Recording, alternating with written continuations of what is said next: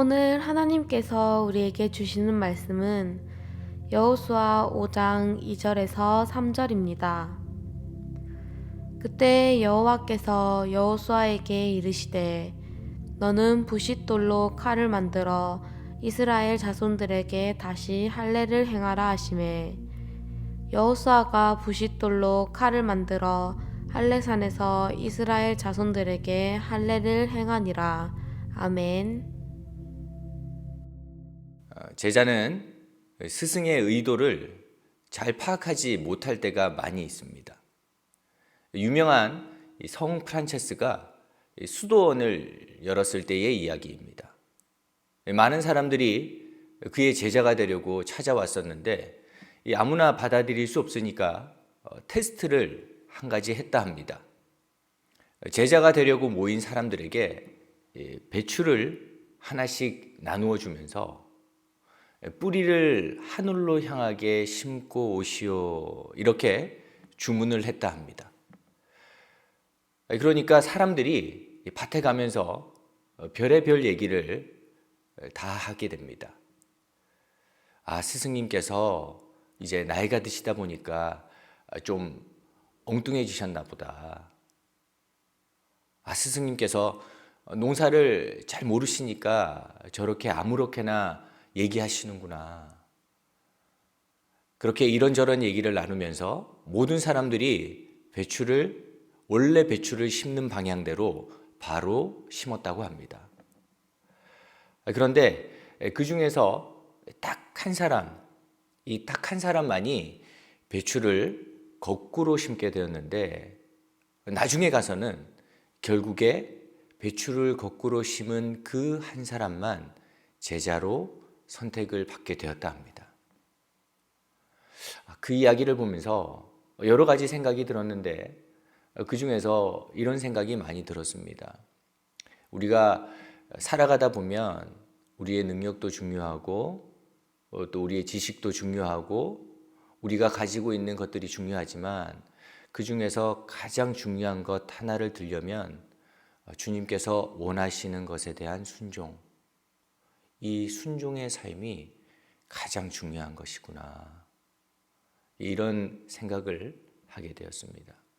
그리고 오늘 말씀이 바로 그런 맥락의 말씀입니다. 하나님의 뜻을 살피고 또 그 하나님의 뜻에 맞도록 순종하며 살아가는 삶, 그 삶이 얼마나 중요한 것인지에 대해서 오늘 성경 본문이 우리에게 알려주고 있습니다. 오늘 성경을 보면 하나님께서 이스라엘 백성들에게 참으로 황당한 명령을 내리십니다. 이스라엘 백성이 가나안 땅에 들어오고 난 다음에 극적으로 요단강을 건너고 그리고 난 다음에 마침내 길갈이라는 곳에서 진을 치고 있을 때였습니다. 그야말로 가나안 땅에는 첫 발을 내디딘 그런 때였습니다. 그리고 이제 여리고를 눈앞에 두고 있었습니다.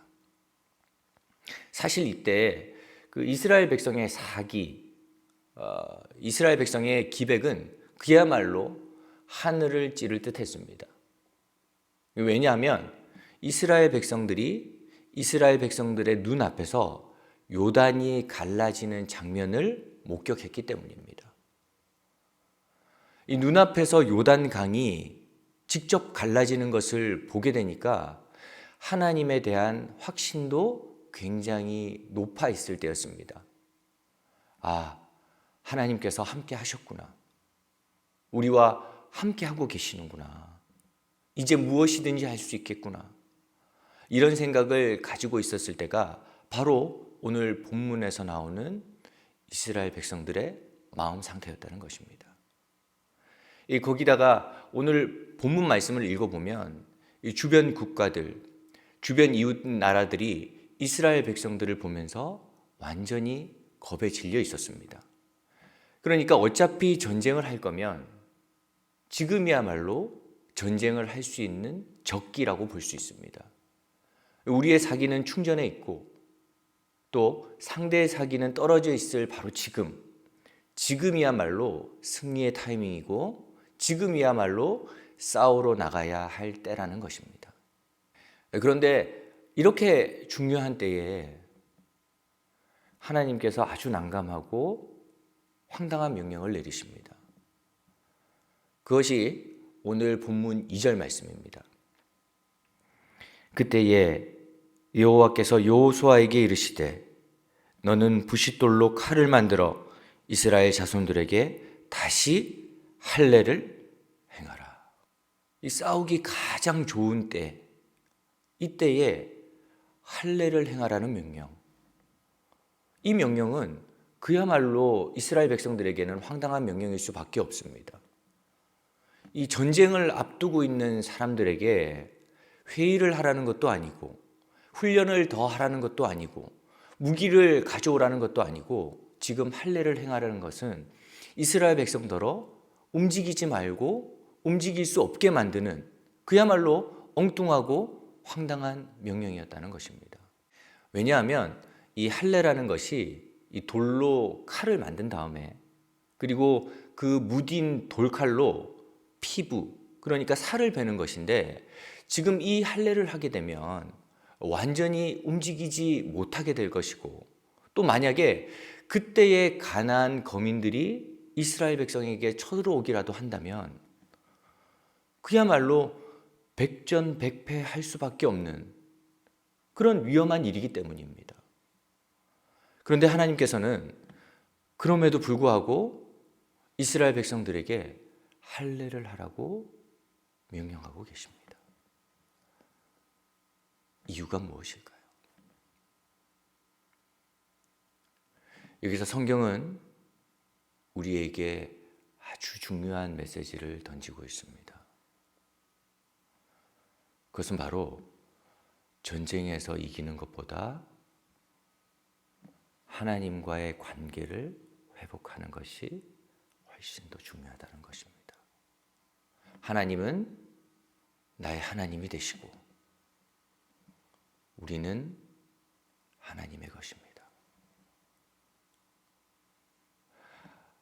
이스라엘은 전쟁에서 한 번 이기는 것이 중요했을지 모르지만 하나님이 보시기에는 지금 이스라엘 백성이 무기를 하나도 준비하는 것보다 할례를 받는 것이 훨씬 더 중요하다고 말씀하십니다. 이스라엘 백성들이 이 40년 광야 생활을 하면서 수많은 어려움이 있었고 많은 전쟁들을 치러 왔었는데 돌이켜보면 지금까지 이스라엘이 전쟁을 하는 것을 보면 전술이 좋아서 이긴 적이 없었습니다. 능력으로 문제가 해결된 적이 없었습니다. 성경을 가만히 들여다보면 사실 이스라엘이 지금까지 이길 수 있었던 이유, 지금까지 문제를 넘어가고 문제를 해결할 수 있었던 결정적인 이유는 단 하나, 하나님께서 그들과 함께 했기 때문입니다. 싸울 나를 위하여 마병을 예비하거니와 이김은 여호와께 있느니라. 사실 이스라엘 백성이 이긴 것처럼 보였지만 이스라엘 백성이 이긴 것이 아니라 하나님이 이기신 것이고 우리 눈에 볼 때는 이스라엘에게 능력이 생긴 것처럼 보이지만 사실은 그 능력이 하나님께서 함께 하셨기 때문에 오는 능력이었다는 것입니다. 우리는 어려운 일을 해결할 때 또 오늘 성경의 본문처럼 전쟁이 일어날 때 전쟁하는 조건에 관심이 있을 때가 많이 있습니다.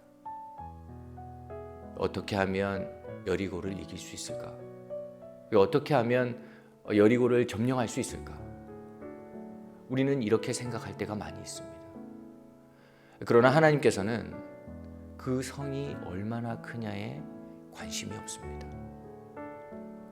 여리고 성 안에 군사가 몇 명이 있는지도 관심이 없으십니다.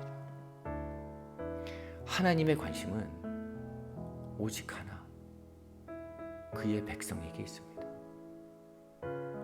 왜냐하면 우리 하나님께서 마음만 먹으시면, 콧김만 부시면 아무리 크고 담대한 여리고라 할지라도 손 하나 대지 아니하시고 이기게 만드실 수 있는 분이 바로 우리 주님이시기 때문입니다.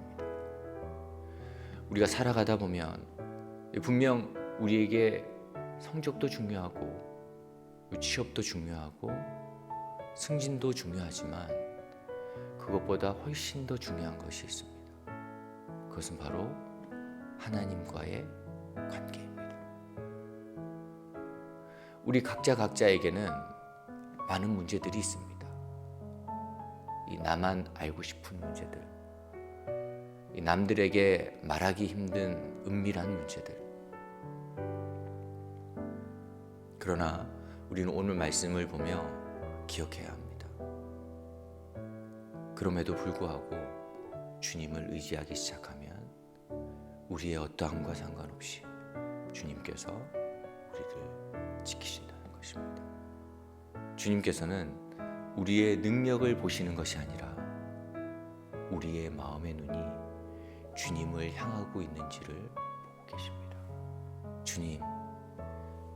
주님이 함께 하셨기에 오늘도 우리가 승리할 수 있습니다.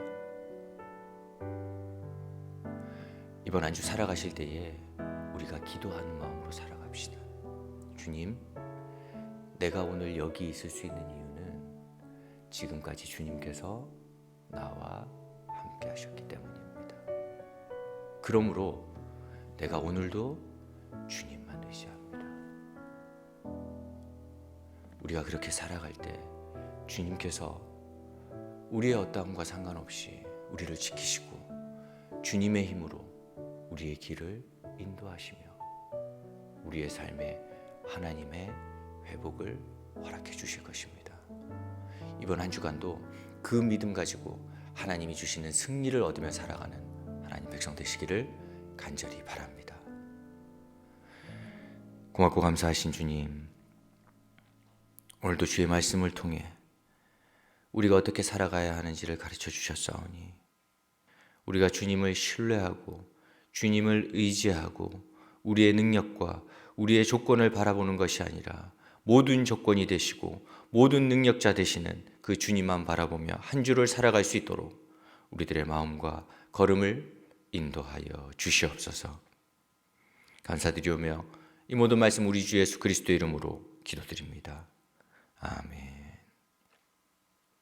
구주 예수 그리스도의 크신 은혜와 하나님 아버지의 무한하신 사랑하심과 성령 하나님의 놀라우신 역사하심과 교통하심이 주의 말씀을 가슴에 담고 주의 말씀에 순종하며 살아가기를 다짐하는 하나님의 백성들 머리머리 위에 지금부터 영원토록 함께하옵시기를 간절히 축원하옵나이다.